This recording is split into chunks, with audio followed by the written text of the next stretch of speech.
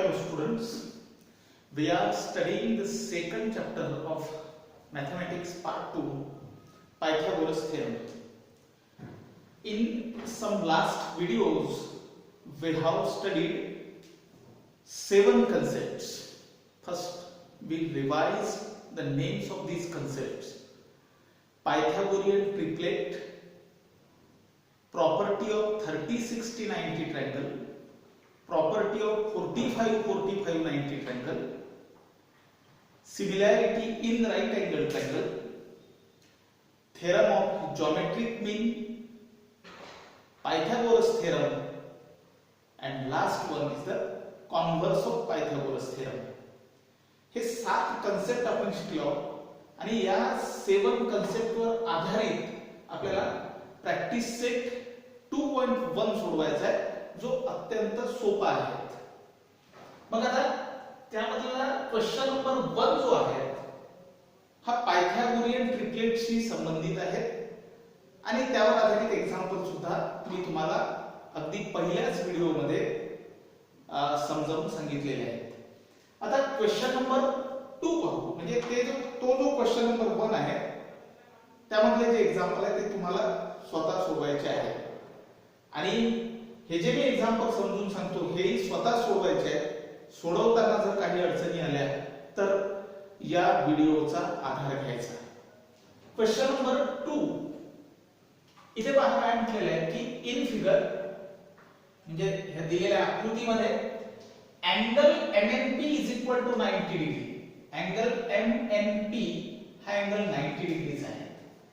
Segment NQ is perpendicular to segment MP. म्हणजे NQ हा altitude MP या हायपोटेन्यूस वरती परपेंडिक्युलर आहे हे दिलेले आहे. NQ is equal to 9. NQ ची लेंथ तुम्हाला 9 दिलेली आहे. QP ची लेंथ ही 4 दिलेली आहे. फाइंड NQ तर NQ ची लेंथ काढून दाखवायची. आपल्याला लक्षात येते की हा ट्रायंगल राईट अँगल ट्रायंगल आहे आणि हायपोटेन्यूस वरती आपण परपेंडिक्युलर टाकलेला आहे. मग अशा वेळी आपल्याला इथे similarity in right angle triangle किंवा जॉमेट्रिक मीन हे अप्लाय करता येईल. तर इथे सिमिलॅरिटी इन राईट अँगल ट्रायंगलचा काही उपयोग नाहीये. इथे आपल्याला जॉमेट्रिक मीन हा कन्सेप्ट अप्लाय करता येईल आणि NQ ची लेंथ आपल्याला मिळेल. मग आपण कसं सोडवायचं आपण सरळ बनवू. In triangle MNP angle MNP is equal to 90 degree. Angle MNP is equal to 90 degree because given हे तुम्हाला दिलेले आहे. त्याचप्रमाणे NQ is perpendicular to MP हे सुद्धा तुम्हाला दिलेले आहे. असे जर माहिती तुम्हाला दिली असेल तर आता आपण जॉमेट्रिक मीन अप्लाय करू शकतो. म्हणजे आपण म्हणू therefore जॉमेट्रिक मीन कसा अप्लाय होतो. NQ square is equal to MQ into QP. काय आहे NQ square is equal to MQ into QP. काय अप्लाय केलेले आहे आपण ते कारण लिहू. Theorem of geometric mean. Theorem of geometric mean. मग आता let's put up the value. NQ square is equal to MQ आहे 9 इनटू QP आहे 4. म्हणजे NQ square is equal to 9 into 4 9 चौक 36. म्हणजेच NQ square is equal to 36 is the square of 6. म्हणून 36 च्या जागेवर आपण लिहू 6 square. Now square will be cancelled. We will get NQ is equal to 6 units. इथे आपल्याला NQ आणि QP ची युनिट काहीच दिलेलं नाही आहे त्यामुळे आपण NQ is equal to सरळ 6 आन्सर लिहू आणि तेच आपल्याला काढून दाखवायचं होतं. इतक्या साध्या पद्धतीने आपल्याला एक्झाम्पल या प्रकरणावरचे सोडवता येतात. जे कन्सेप्ट आपण शिकलेलो ते मात्र आपले परफेक्ट असायला पाहिजे. त्यानंतर आता हे एक्झाम्पल पहा. इथे तुमच्या लक्षात येईल in figure angle QPR is equal to 90 degree. हा अँगल आहे. अँगल QPR हा 90 डिग्री आहे. Segment PM is perpendicular to segment QR. Angle and QMR are collinear. Betweenness QMR आहेत. PM is equal to 10. PM ची length 10 आहे. QM is equal to 8. Find QR. QR ची length तुम्हाला काढून दाखवायची. मला सांगा हे एक्झाम्पल अगदी याच एक्झाम्पल सारखं आहे. कारण जो ओरिजिनल ट्रायंगल आहे तो राईट अँगल ट्रायंगल आहे ज्यामध्ये अँगल QPR 90 डिग्रीचा आहे. आणि त्या राईट अँगल मधून हायपोटेनियस QR वरती परपेंडिकुलर टाकलेले आहेत. आणि इथे तुम्हाला PM ची लेंथ दिलेली आहे, QM ची लेंथ दिलेली आहे. MR ची लेंथ काढली की नंतर तुम्हाला QR ची लेंथ सहज काढता येईल. म्हणजे याही एक्झाम्पल मध्ये जॉमेट्रिक मीनच अप्लाय होतो. फक्त ही फिगर या पद्धतीची आहे आणि ही फिगर अशी त्यांनी फिरवलेली आहे. फरक एवढाच आहे. या छोट्या छोट्या गोष्टीला कन्फ्यूज व्हायचं नाही. त्यासाठी व्यवस्थित वेगवेगळ्या एक्झाम्पलची प्रॅक्टिस करायची. जिथनं तुम्हाला एक्झाम्पल मिळतील तिथनं प्रॅक्टिस करायची. पूर्णपणे हे समजून दिलेल्या एक्झाम्पल वरती डिपेंड राहायचं नाही. स्वतः प्रॅक्टिस करा तरच तुमचे कन्सेप्ट अधिकाधिक क्लिअर होत जाईल. मग आता या एक्झाम्पल मध्ये आपल्याला माहिती आहे इन ट्रायंगल जो ओरिजिनल ट्रायंगल आहे in triangle PQR angle QPR is equal to 90 degree because given हे आपल्याला दिले आहे. त्याचप्रमाणे आपल्याला माहिती आहे की PM is perpendicular to QR. PM is perpendicular to QR. हे तुम्हाला इथे सगळं क्लिअर दिलेलं आहे म्हणून आपण काय लिहू गिवन. आता अशी जर कंडिशन असेल तर आपल्याला जॉमेट्रिक मीन अप्लाय करता येतो. कसा अप्लाय होईल? PM² इज इक्वल टू हा हायपोटेन्यूसचे दोन भाग होतात QM into MR. QM into MR काय अप्लाय केलेलं आहे आपण? Theorem of geometric mean. हे कारण लिहिणं अत्यंत आवश्यक आहे. याचे मार्क्स असतात रिझन लिहिण्याचे. मग आता हा फॉर्म्युला आपण अप्लाय केलेला आहे म्हणजे जॉमेट्रिक मीन अप्लाय केलेला आहे. आता यामध्ये व्हॅल्यू पुट अप करू. PM ची व्हॅल्यू आहे 10 म्हणून 10² इज इक्वल टू QM 8 दिलेला आहे इनटू MR जे काढायचं आहे. मग आता 10² होता 100 is equal to 8 into MR. 100 divided by 8 is equal to MR. मल्टिप्लिकेशनला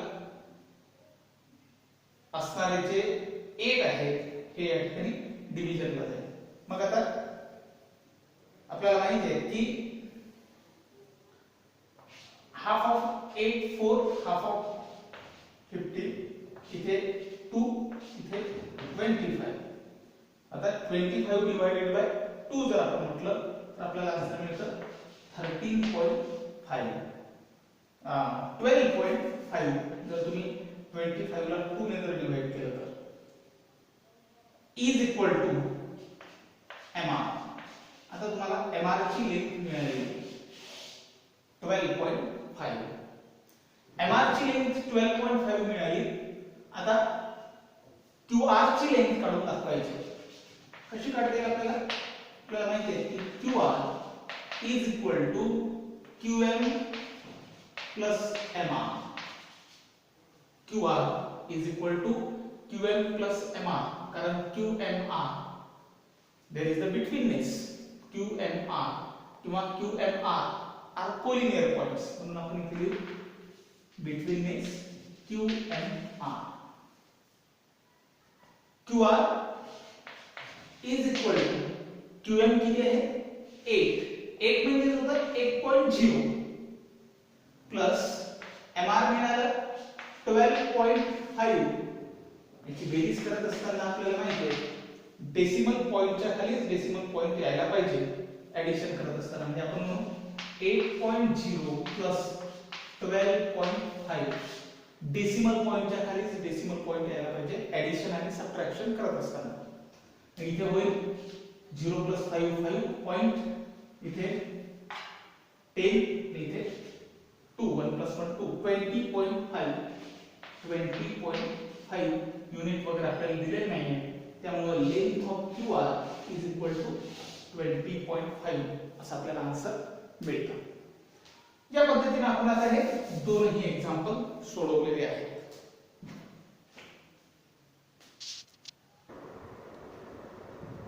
now question number 4. या क्वेश्चन मध्ये काय म्हटलेलं आहे जरा पाहू. सी फिगर,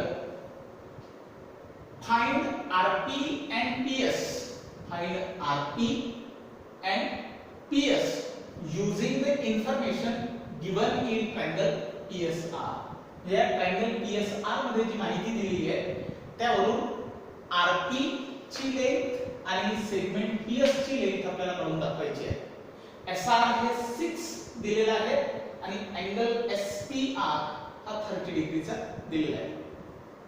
कसं सोडवू आपण example.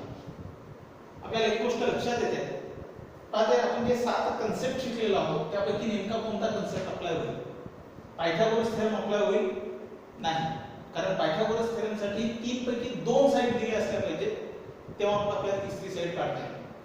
Property of 30 60 90 triangle apply करता येईल काय, तर अर्थातच तो अप्लाय करता येईल, कारण एक अँगल 30 आहे, एक अँगल 90 आहे, अर्थातच हा जो अँगल आहे हा अँगल 60 चा असेल. आणि मग 30 60 90 जर ट्रायंगल असेल तर आपल्याला 2 नियम लावता येतात आणि आपल्याला त्याच्या आधारावर 2 व्हॅल्यू मिळत असतात. हे आपल्याला बेसिक समजायला पाहिजे जेव्हा ते आपण थेरम शिकतो त्यावेळी किंवा जेव्हा त्या प्रॉपर्टी आपण शिकतो त्यावेळी. मग आता हे एक्झाम्पल नेमकं आपण कसं सोडवू, तर आपल्याला माहिती आहे in triangle PSR, triangle PSR मध्ये angle RSP is equal to 90 degree. आपल्याला ऑलरेडी दिलेलं आहे. Angle SPR is equal to 30 degree, हे पण आपल्याला दिलेलं आहे. Angle SRP is equal to, जर एक अँगल 90 चा असेल, एक अँगल 30 चा असेल, तर रिमेनिंग अँगल हा अर्थातच कितीचा असेल, 60 चा असेल, कारण तिन्ही अँगलच्या मापाची बेरीज 180 डिग्री होते. म्हणून आपण या ठिकाणी कारण लिहू remaining angle.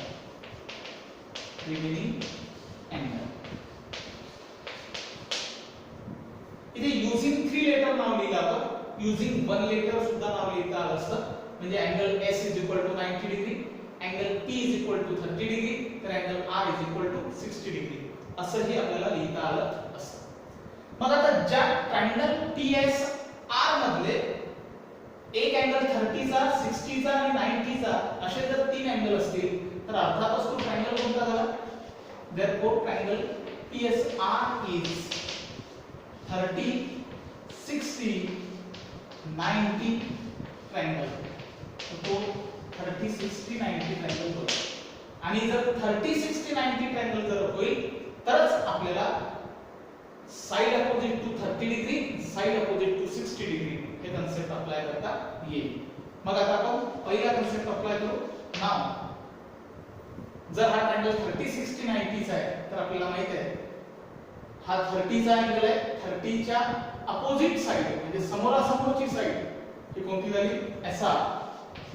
SR is always half of the hypotenuse. Hypotenuse आहे PR असं आपण म्हणू, कारण इथे आपण साइड अपोजिट टू 30 डिग्री. ठीक आहे. आता हा आपल्याला फॉर्म्युला मिळाला, यामध्ये व्हॅल्यू पुट अप करू. SR ची व्हॅल्यू आहे 6, is equal to half of P R, जसेच्या तसे. डिव्हिजनला असणारे 2 मल्टिप्लिकेशन लाईन म्हणजे 6 into 2 इज इक्वल टू आता राहिलं 1 into पी आर म्हणजे P R. 12 is equal to P R. P R ची लेंथ आपल्याला मिळाली 12. म्हणजे 30 च्या अपोजिट असणारी साइड जर 6 असेल तर हायपोटेन्यूज त्याच्या डबल असतो. ठीक आहे, म्हणून P R is equal to 12 आपल्याला मिळालं. आता याच पद्धतीने नाव आता पी आर मिळाली 12. आता आपल्याला एस पी काढता येईल. यामध्ये हा अँगल आता 60 चा आहे. Side opposite to 60 degree. हा जर अँगल 60 चा आहे तर साइड अपोजिट टू 60 डिग्री 60 च्या समोरासमोरची बाजू कोणती आहे?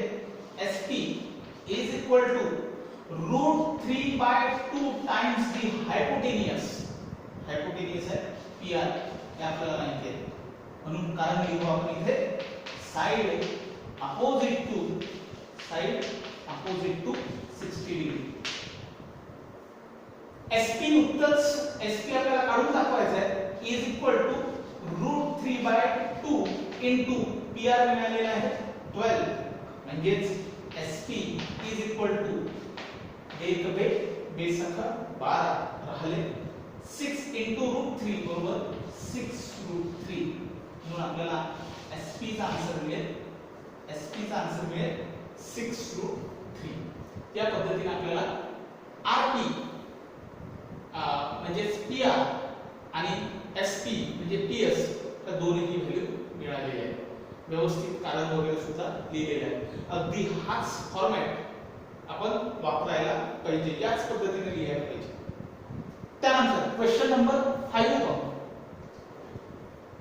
For finding the AB and BC. इथे तुम्हाला म्हटलं AB आणि BC ची व्हॅल्यू करून दाखवा. मात्र हे पण लक्षात येत आहे की AB आणि BC या दोन्ही साइड इक्वल आहेत हे आपल्याला आयडेंटिकल मार्क करून लक्षात येते. AB आणि BC ची व्हॅल्यू काढायची with the help of information given in the figure. आकृतीत दिलेल्या माहितीवरून आपल्याला AB आणि BC ची व्हॅल्यू काढायची आहे. Complete the following activity. He activity आहे ती कंप्लीट करायची. ऍक्टिव्हिटी सोडवत असताना जे रिकामे ब्लॉक असतात बस तेच व्यवस्थित भरायचे आहेत. मात्र हे रिकामे ब्लॉक बरेचदा पूर्ण माहिती नसल्यामुळे आपल्याला सोडवताना अडचणीचं जाते किंवा आपल्या एक्झाम्पल सोडवण्याची पद्धत वेगळी असते आणि ऍक्टिव्हिटी मध्ये जरा वेगळ्या पद्धतीने ब्लॉक वगैरे दिलेले असतात. त्यामुळे कन्फ्यूज व्हायचं नाही समजलं तर ते एक्झाम्पल पूर्ण सोडवायचं आणि मग शेवटी जे आन्सर मिळतं त्यावरती ब्लॉक देत जायचं. आता हे एक्झाम्पल आपल्याला सहज सोडवता येतं. AB is equal to BC हे दिलेलं आहे. AB आणि BC इक्वल का आहे? ऑलरेडी आयडेंटिकल मार्क आहे म्हणजे हे आपल्याला दिलेलं आहे म्हणून आपण काय लिहू किंवा. ठीक आहे. मग आता ज्या ट्रायंगल मध्ये दोन साइड इक्वल आहे त्यावरून काय म्हटलेलं आहे अँगल BAC हा अँगल या कॉन्ग्रुएंट साइडच्या समोरचा अँगल आणि दुसरा कॉन्ग्रुएंट साइडच्या समोरचा अँगल हा सुद्धा काय असेल ACB. म्हणून इथे आपण लिहू अँगल ACB. ठीक आहे. मग आता अँगल BAC आणि अँगल ACB. आता मला सांगा हा एक अँगल 90 आहे. ट्रायंगलच्या तीनही अँगलच्या मापाची बेरीज 180 डिग्री होते. पैकी 90 डिग्री जर गेले तर हे दोनही इक्वल अँगल कितीचे असतील 45 चे असतील. म्हणून आपण इथे पुढे असे लिहू शकतो 45 डिग्री. हा एक बॉक्स आपण करू शकतो. आणि याचं काय कारण आहे साइड जर इक्वल असतील तर त्या इक्वल साइडच्या समोरासमोरचे अँगल सुद्धा कॉन्ग्रुएंट असतात असं आपल्याला आयसोस्केलस ट्रायंगल थेरम सांगतो. किंवा कारण आपण असे लिहू शकतो angle opposite two congruent side. Angle opposite two congruent side असं कारण आपण लिहू शकतो. वास्तविक हे कारण तुम्हाला लिहायची गरज नाही कारण ते विचारलेले नाही. मात्र आपल्याला समजायला पाहिजे. आता बघा ट्रायंगल मध्ये एक अँगल 90 चा आहे, दुसरा 45 चा, तिसरा 45 चा, म्हणजे आता 45 45 90 ट्रायंगल प्रॉपर्टी आपल्याला अप्लाय करता येईल. बरोबर आहे. ती प्रॉपर्टी काय सांगते की if the angles are 45 45 90, then each of perpendicular side is equal to 1 by root 2 times the hypotenuse आहे AC. म्हणून या ब्लॉक मध्ये 1 by root 2 लागेल. मग इथे 1 by root 2 आहे, इथेही 1 by root 2 च लागेल, कारण इनटू फक्त AC ची व्हॅल्यू √8 या ठिकाणी टाकलेली आहे. मग आता √2 आहे, तिथे √8 आहे, म्हणजे 2 आणि 8 असे कॅन्सल होणार नाही. इथे पुन्हा आपण लिहू 1 by √2 इनटू हे आपल्याला दिलेलं आहे √8 म्हणजे होतात 2√2. √8 म्हणजे होतात या रूट मध्ये 4 × 2. बरोबर आहे. 4 हा परफेक्ट स्क्वेअर असल्यामुळे तो स्क्वेअर रूटच्या बाहेर येईल, म्हणजे तो 2 बनेल, 4 चे 2 बनेल, आणि √2 मात्र जसेच्या तसेच आहे, म्हणून 2√2. आता 1 by √2 into 2√2. आता मात्र √2 आपल्याला कॅन्सल करता येईल. मग काय राहिलं? 1 into 2 बरोबर 2. Final answer is the 2. Therefore AB आणि BC दोघांचीही लेंथ सारखी असेल, जी